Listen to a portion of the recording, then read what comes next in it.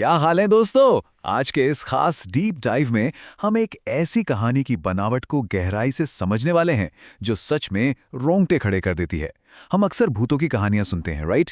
लेकिन आज का हमारा ये विषय सिर्फ एक रैंडम भूतिया कहानी नहीं है। ये कार्मिक रिवेंज यानी कर्मों के बदले की एक बेहद शानदार और खौफनाक कहानी है, जिसे एक मिरर ट्रैप के रूप में बुना गया है। सीधे मुद्दे पर आते हैं और देखते हैं कि कैसे इस कहानी में एक साधारण सा दिखने वाला एंटीक आईना एक जानलेवा हथियार बन जाता है। कहानी की शुरुआत में ही ये मान्यता हमारे सामने आती है, रात को कभी खुले आईने के सामने मत सोना। बचपन में अपनी दादी या नानी से ये वार्निंग हम सबने कभी ना कभी जरूर सुनी होगी। सच कहूं तो ये सिर्फ एक साधारण सी लाइन नहीं है, बल्कि ये वो मजबूत नींव है जिस पर यह पूरा हॉरर टिका हुआ है। कहानी की मेन कैरेक्टर नीति शुरुआत में इसे बस एक अंधविश्वास मानकर इग्नोर कर देती है, लेकिन ये हमें याद दिलाता है कि हमारी लोक कथाओं और सुपरस्टिशंस के पीछे अक्सर कोई ना कोई गहरी डरावनी सच्चाई छुपी होती है। अब यहाँ एक कॉन्सेप्ट समझना बहुत जरूरी है, अतृप्त आत्मा। कहानी में खतरा कोई अनजान राक्षस नहीं है, बल्कि वो आत्माएं हैं जो किसी असमय मौत की वजह से दो दुनियाओं के बीच फंस गई हैं।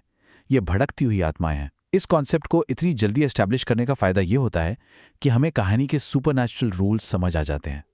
ये सिर्फ डराने के लिए नहीं है, बल्कि ये साफ करता है कि आईने के उस पार जो भी है वो बहुत दर्द में है और बहुत गुस्से में है। तो चलिए इस कहानी के पहले हिस्से पर चलते हैं, the antique purchase setting the trap. Banjara market की वो मासूम सी दिखने वाली खरीदारी जहां से असल में इस खौफनाक जाल की शुरुआत होती है। यहाँ डायलॉग्स का क्या कमाल का खेल है। रहस्यमयी बंजारन का वो डायलॉग याद है, मैंने ये आईना किसी ऐसी छोरी के लिए संभाल के रखा था जिसके परिवार में खुशियां आने वाली हों, जो पेट से हो। पहली बार सुनने पर यह एक दुखियारी माँ की भावना लग सकती है ना?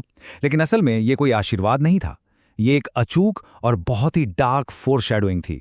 बंजारन ने जानबूझकर वो आईना नीति को दिया था, जो इस बात का सबसे बड़ा सबूत है कि कुछ बहुत ही भयानक साजिश रची जा चुकी है। अब आते हैं कहानी के अगले पड़ाव पर, दी एस्केलेटिंग हॉन्टिंग।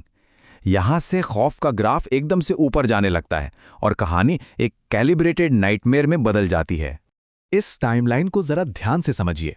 सुबह सुबह चूहों के डर से आईने को बेडरूम में शिफ्ट किया जाता है। फिर दोपहर होते होते घर के मंदिर में रहस्यमयी तरीके से आग लग जाती है। मंदिर जलने का मतलब समझ रहे हैं हम? वो जो एक स्पिरिचुअल प्रोटेक्शन था वो पूरी तरह से टूट गया। घर अब असुरक्षित है। और फिर आधी रात को आईने के पार से वो पहली रहस्यमयी फुसफुसाहटें सुनाई देती हैं। ये एक बहुत ही कैलकुलेटेड एस्केलेशन है, जहां शिकार को धीरे धीरे अकेलेपन और खौफ के अंधेरे में धकेला जा रहा है। ट्विंकल ट्विंकल लिटिल स्टार, बचपन की कितनी मासूम सी नर्सरी राइम है ये, लेकिन इस कहानी में इसे एक खौफनाक सिग्नल के रूप में इस्तेमाल किया गया है। जब भी वो डरावनी दुनिया नीति के कमरे में एंटर करने वाली होती है, ये कविता गूंजने लगती है। मासूमियत और खौफ का ये जो कॉन्ट्रास्ट है ना, वो लिटरली रोंगटे खड़े कर देता है। ये ऑडियो और विजुअल्स की इतनी ब्रिलियंट सिनर्जी है कि ये गाना सुनते ही दिमाग में खतरे की घंटी बजने लगती है।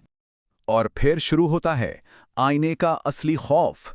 बिजली कड़कती है और आईने के अंदर रूह कपा देने वाले विजुअल सामने आते हैं। एक सिर कटा बच्चा जो अपना ही सिर हाथों में पकड़े भयानक तरीके से मुस्कुरा रहा है। एक घूंघट वाली प्रेग्नेंट महिला जिसका पूरा शरीर भयंकर जख्मों से भरा है।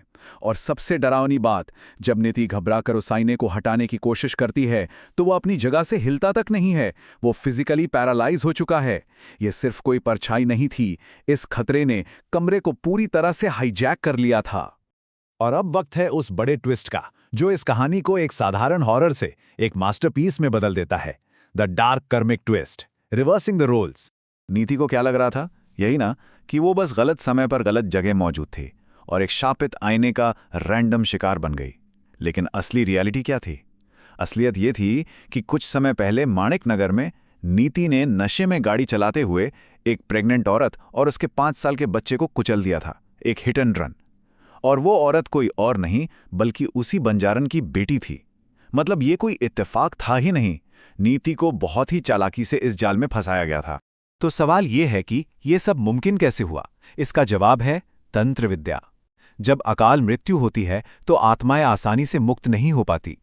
बंजारन ने अपने दर्द और दुख को एक खौफनाक वेपन में बदल दिया।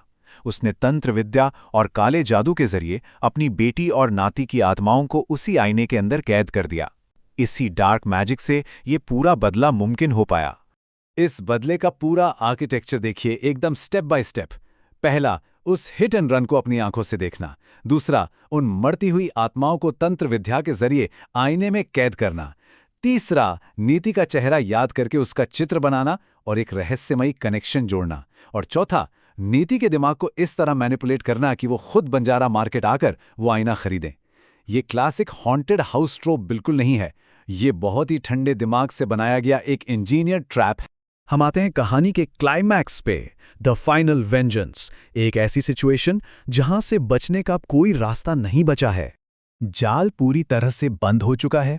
नीति को अपने पति की आवाज का भ्रम होता है, जो असल में उस बच्चे की नर्सरी राइम को छिपाने का एक इल्यूजन था।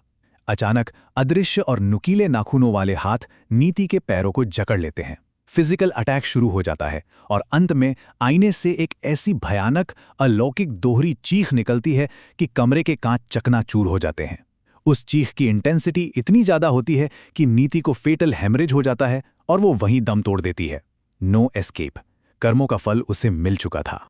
तो फाइनली इस कहानी के अंत में एक बहुत बड़ा प्रोवोकेटिव सवाल हमारे सामने खड़ा होता है। क्या एक माँ का अपने परिवार की मौत का बदला लेने के लिए इस तरह तंत्र विद्या और काले जादू का इस्तेमाल करना जस्टिफाइड था? क्या ये न्याय था या सिर्फ एक क्रूर प्रतिशोध? ये कहानी हमें ये सोचने पर मजबूर कर देती है कि जस्टिस और रिवेंज के बीच की लाइन आखिर कहाँ खींची जाती है। इस बारे में जरूर सोचिएगा। इसी थॉट के साथ इस कहानी का हमारा ये डीप डाइव यहीं खत्म होता है।